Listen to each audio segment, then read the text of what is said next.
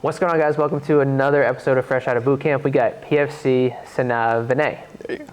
He's 91 Bravo, and we're going to ask him why he joined the Florida Army National Guard, and then we're going to go over his experience at boot camp, so his best and worst experience, and then he's going to leave you guys with some advice for going to boot camp. So to start it off, why did you join the Florida Army National Guard? My goal, I came to the States in 2019. I was an immigrant and I was a permanent resident holding a green card. My goal, military was not at all a thing for me. I wasn't planning at all joining in the military, but I did want to fly. And since I loved flying, I thought maybe I should give it a chance. I got to know that to fly, you need to be an officer. You can't be an enlisted. And when I went to the USCIS office, that they told me that I won't get my citizenship until I finish my college. Since I was not a citizen, the only way that I could fly is that I could be a US citizen. So the second option that left out to me was I joined the Guard, and then I get my citizenship, and also I get my whole college paid for. So that's that's two reasons why I joined the Guard. That's a huge benefit. So the moment you joined the Guard, did you become a citizen, or did you have to, a little bit of a process to that? I mean, of course, the Army's not going to do that, but yeah. So I had to finish boot camp, AIT, and they started taking care of me in boot camp, like getting the papers ready and everything. They asked me to fill out a couple N400 forms and everything. So that was it, and then when I was at AIT, they made me send a packet, and then like mid-AIT is when I got my interview date, and the first week I got back, I got my citizenship. That's awesome. So there was two options. There was finish college and then work towards your citizenship, or join the military and get it basically immediately. So that's another huge benefit for you guys. And you're talking about you want to become a pilot. So do you know you want to be a warrant officer, or do you want to do like the traditional OCS route? What do you know yet? Probably the traditional OCS route. Okay. So you're going to do ROTC then? Yes, I'm currently at FIU for ROTC. I'm at MS 100, and we'll see how I'm probably trying to be a good cadet right now, trying to learn a lot of things that I've learned in boot camp and AIT, trying to implement in life too. So we'll see how things go from there.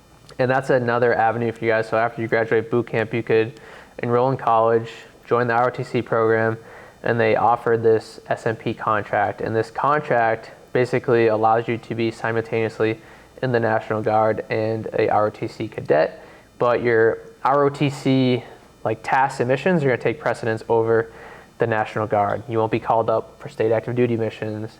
You're going to be, primary focus is to commission and become an officer. You won't have to go on deployment because your primary mission again is to finish college and commission. And there's a lot of incentives and bonuses and benefits that come with it as well. We can talk about that in another episode. When it comes to boot camp, though, what was your best experience at boot camp? I think that boot camp could be surely used to improve yourself physically and mentally. One of the best experiences for me was surely the range days. Me as a person who has never shot a weapon in his life ever before, and kind of being scared of guns is kind of crazy. It was surely an adrenaline pump, but then when you go on the range and you're shooting and the recoil moment of the weapon is just it's satisfying. Yeah, it is. And I had this similar experience because I'd never shot a weapon until boot camp. I was like, this is crazy. We carry these things around with us everywhere. That's what I'm saying. And we get to shoot them too.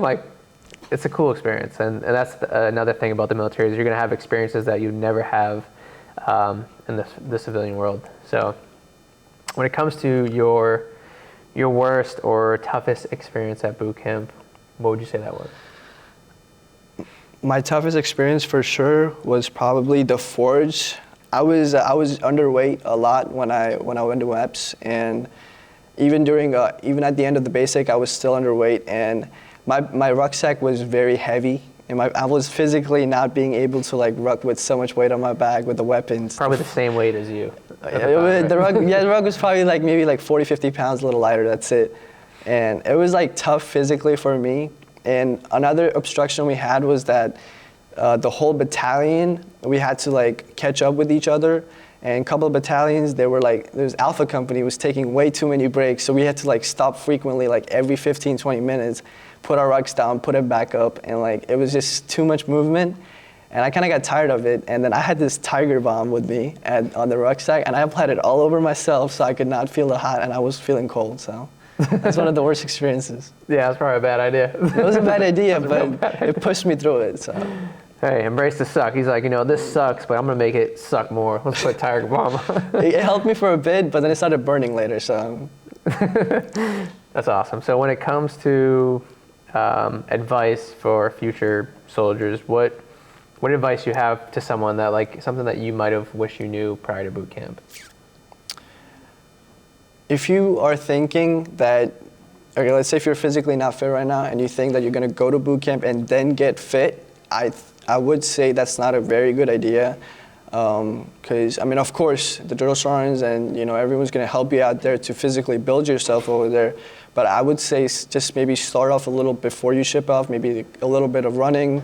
Maybe, I wouldn't say if you lift weights, go ahead and do it. But if you're not into that, but just do body weight exercises so your body at least starts getting used to it. Because trust me, when you get off from that bus at basic training, soreness is going to hit you the next day very hard. So. And you're gonna be sore every day. And there's so many programs out there. There's YouTube videos, free workout guides that you guys can follow.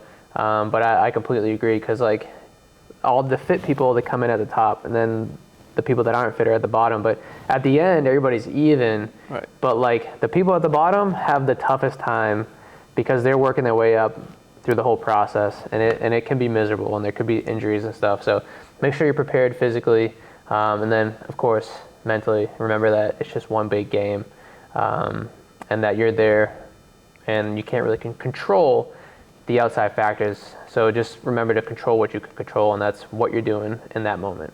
Right. Never give up. Never give up. Hell yeah. Well, thank you so much. I appreciate it, and welcome to the Florida National Guard, man. Of course. Hell yeah.